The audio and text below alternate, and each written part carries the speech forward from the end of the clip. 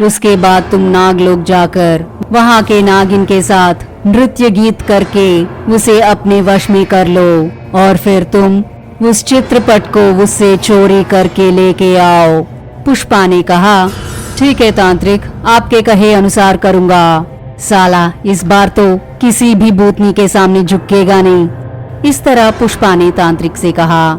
ये सुनकर तांत्रिक भी बहुत खुश हुए। और दूसरी तरफ कोंडा रेड्डी और तांत्रिक दोनों मिलकर क्षुद्र पूजाएं करने लगे और उस तांत्रिक को अपने सामने रखी आईने में बहुत अजीब सी भूत प्रेत आत्माएं दिखाई देने लगी। ये देखकर तांत्रिक ने इस तरह कहा, पुष्पा की जरूर कोई मदद कर रहा है दोस्त। उसके चारों ओर एक रक्षा वलय है। वो इस ब्रह्मांड के सभी दुनियाओं का भ्रमण करके आ रहा है। उसके पीछे जो शक्ति है वो कोई साधारण सी शक्ति नहीं है।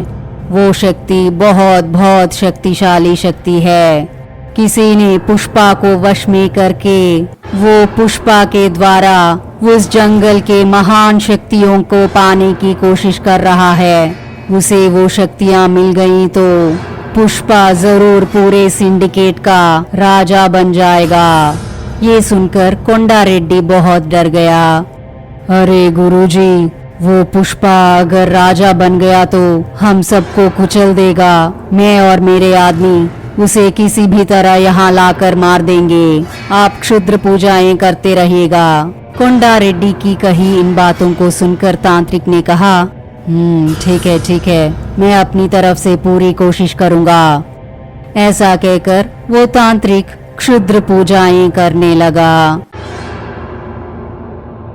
और दूसरी तरफ तांत्रिक के कहे अनुसार उस अजीब पेड़ के पास पुष्पा को लेके जाता है और वहाँ पुष्पा से तांत्रिक इस तरह कहने लगा, पुष्पा, मैं फिर से तुम्हें इस पेड़ के अंदर प्रवेश करवाता हूँ और वहाँ से सीधा नागलोक में जाकर उस नागिन के पास से चित्रपट को चुराने के बाद तुम इस दुनिया में वापस आ सकते हो और वहाँ पर कुछ श्राप खुद ब खुद आकर तुम पर लगेंगी। लेकिन उनके बारे में सोचकर तुम जरा भी घबराना नहीं। तुम्हें उनसे कैसे विमुक्त करना है मुझे अच्छी तरह से आता है और कभी भी तुम्हें कोई खतरा महसूस हुआ तो तुम पार्टी नहीं है क्या पुष्पा, ऐसा 3 बार कहना और मैं तुम्हारी जरूर मदद करूँगा। ये सुनकर पुष्पा ने कहा, तांत्रिक जी, मुझे अच्छी तरह से पता है क्योंकि आपने मुझे बहुत बार बचाया है। इस बार मैं तुम्हें उस चित्रपट को ला कर दूंगा तो हम दोनों के बीच का डील खत्म हो जाएगा। इसलिए मैं उस चित्रपट को आज ही जाकर लेकर आ जाता हूँ। इस तरह पुष्पा ने तांत्रिक से कहा और तांत्रिक अपनी मंत्र शक्तियों का इस्तेमाल करके पुष्पा को उस भयानक सी पेड़ के अंदर प्रवेश करवा देता है। पुष्पा फिर से उसी बेताल गुफा के अंदर जाने लगा।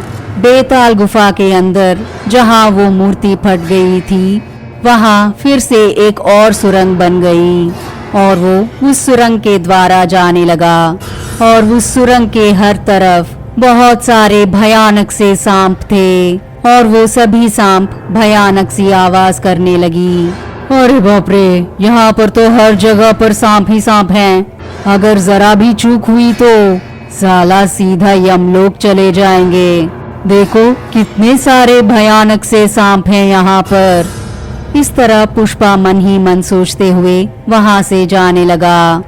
उसके बाद पुष्पा के सामने एक बड़ा सा द्वार दिखाई दिया और उसके 2 बड़े दरवाजे थे। इतने बड़े दरवाजों को देखकर पुष्पा ने कहा, अरे बाप रे, इतने बड़े दरवाजे, इसे कैसे खोलना है? तांत्रिक ने तो इनके बारे में कुछ बताया ही नहीं। इन्हें खोलना तो बहुत मुश्किल हो जाएगा, इतने बड़े हैं मचा। इस तरह वो सोचने लगा। इसलिए पुष्पा ने उन दरवाजों को कैसे खोले इसके बारे में जानने के लिए उसके ताबीज पर हाथ रख के, ओए पार्टी नहीं है क्या पुष्पा? इस तरह उसने 3 बार कहा और तुरंत ही तांत्रिक ने इस तरह कहा, क्या पुष्पा, क्या हुआ? तब पुष्पा ने कहा, ओए आपने कहा था कि यहाँ पर कोई गुफा होगा और सीधा उसके अंदर जाने को कहा था, लेकिन यहाँ तो बड़े बड़े दरवाजे हैं। ये इतने बड़े हैं कि इन्हें खोलना असंभव है। इन दरवाजों को खोलने के लिए कम से कम 30-40 लोगों की जरूरत पड़ेगी। कहो अब मैं क्या करूं? तब तांत्रिक ने कहा, भोले कही के वो कोई साधारण दरवाजे नहीं हैं, वो नागलोक के अंदर जाने वाला द्वार है। उस द्वार को खोलते ही तुम अगले ही पल नागलोक में प्रवेश करोगे। उस द्वार के दरवाजों को खोलने के लिए मैं तुम्हें एक बीन देता हूँ और तुम अपनी पूरी ताकत लगाकर पूरे नागलोक के अंदर उस बीन को बजाओ। तब उसमें से एक स्वर निकलेगी। अगर वो स्वर उसको अच्छी लगी तो उस द्वार के दरवाजे अपने आप खुल जाएंगी। लेकिन जब तुम उस बीन को बजाओगे तब कोई भी अपश्रुति नहीं होनी चाहिए। अगर कोई गलती हुई तो सारे सांप तुम पर हमला करेंगी। इसलिए तुम बिना कोई गलती किए तुम्हें लगातार 10 मिनट तक उस बीन को बजाते रहना होगा। इन बातों को सुनकर पुष्पा ने कहा, क्या पूरे 10 मिनट तक लगातार उस बीन को बजाना होगा? साला कोई इंसान ऐसा कर सकता है क्या? मर जाएगा ऐसा करेगा तो। ये सुनकर तांत्रिक ने कहा, पुष्पा मैंने तुमसे पहले ही कहा था ना कि तुम सबके जैसे साधारण इंसान नहीं हो। तुम कोशिश करो। और फिर जैसे तांत्रिक ने कहा वैसे ही पुष्पा के हाथों में एक बीन आया और पुष्पा जैसे तांत्रिक ने कहा था वैसे ही बिना सांस को छोड़े लगातार 10 मिनट तक उस बीन को बजाते जाने लगा। और इतने में पुष्पा के सामने 2 भयानक सी बड़ी बड़ी सांप प्रकट हुई। उन्हें देखकर पुष्पा थोड़ा सा डर गया। तभी तांत्रिक ने कहा, चाहे कुछ भी हो जाए पुष्पा, तुम अपने सांस को बिना छोड़े उस बीन को बजाते रहो। और पुष्पा भी तांत्रिक जी के कहे अनुसार कहीं पर भी रुके बगैर लगातार उस बीन को बजाते जा रहा था।